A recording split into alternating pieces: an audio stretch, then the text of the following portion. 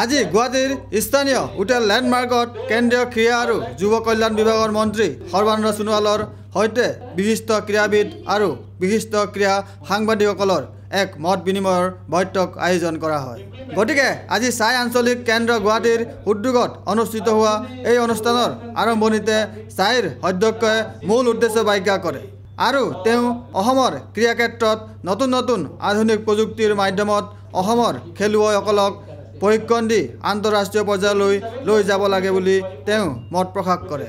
লগতে আজিৰ এই মত বিনিময়ৰ বৈঠকত অহা বিশিষ্ট ক্ৰীড়াবিদসকলে অসমত দুখন ক্ৰীড়া একাডেমি প্ৰতিষ্ঠা কৰিব লাগে বুলি দাবী জনায়।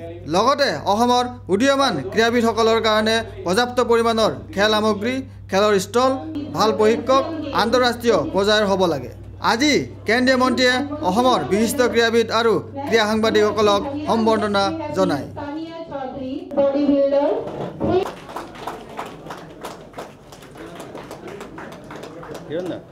আজিৰ এই মত বিনিময়ৰ বৈঠকত কেন্দ্ৰীয় ক্ৰীড়া মন্ত্ৰী সৰ্বানন্দ সোণোৱালে এই অনুষ্ঠানত কেন্দ্ৰীয় চৰকাৰে লোৱা কিছু নতুন নতুন পদক্ষেপৰ বিষয়ে মন্ত্ৰীজনে উত্থাপন কৰি কয়, আজি মোৰ খুব ভাল লাগিছে আৰু বিশেষকৈ আমাৰ আমন্ত্ৰণ ৰক্ষা কৰি আমাৰ বিশিষ্ট খেলুৱৈসকল আন্তঃৰাষ্ট্ৰীয় পৰ্যায়ৰ ৰাষ্ট্ৰীয় পৰ্যায়ৰ খেলুৱৈসকল আহিল আৰু খেলৰ সৈতে জড়িত থকা আমাৰ বিশিষ্ট সাংবাদিকসকল আহিল আৰু বিশিষ্ট অৰ্গেনাইজাৰবিলাক সকলোৱে আহি আজি যথেষ্টখিনি আমাক উৎসাহিত কৰিলে আৰু গুৰুত্বপূৰ্ণ পৰামৰ্শ আগবঢ়ালে। গতিকে অসমখন অন্যতম গুৰুত্বপূৰ্ণ খেল প্ৰধান ৰাজ্য হিচাপে গঢ়ি তুলিবৰ বাবে আগন্তুক দিনত আমি যৎপৰোনাস্তি চেষ্টা চলাম আৰু এই ক্ষেত্ৰত ৰাজ্য চৰকাৰৰ সহযোগিতা লাগিব, কাৰণ খেল বিষয়টো ৰাজ্য চৰকাৰৰ বিষয়, sports is a state subject.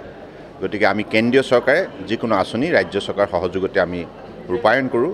গতিকে ৰাজ্য চৰকাৰ এইখিনি ক্ষেত্ৰত যথেষ্টখিনি আমি তেখেতক সহযোগিতা কামনা কৰিছোঁ। আমি অসমৰ কোনোবা এখন মেডিকেল কলেজত এই বিষয়টো আৰম্ভ কৰাৰ কথা ভাবিছোঁ, বিশেষকৈ স্পৰ্টছ মেডিচাইনটো আৰু স্পৰ্টছ চাইন্স কোনোবা এখন বিশ্ববিদ্যালয় আমি আৰম্ভ কৰিম।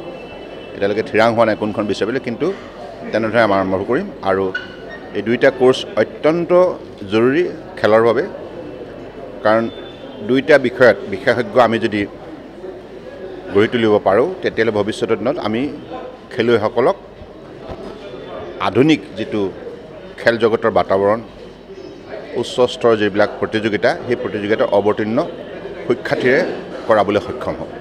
Video' journalist Sushant Das, Sentinel News, Guwahati.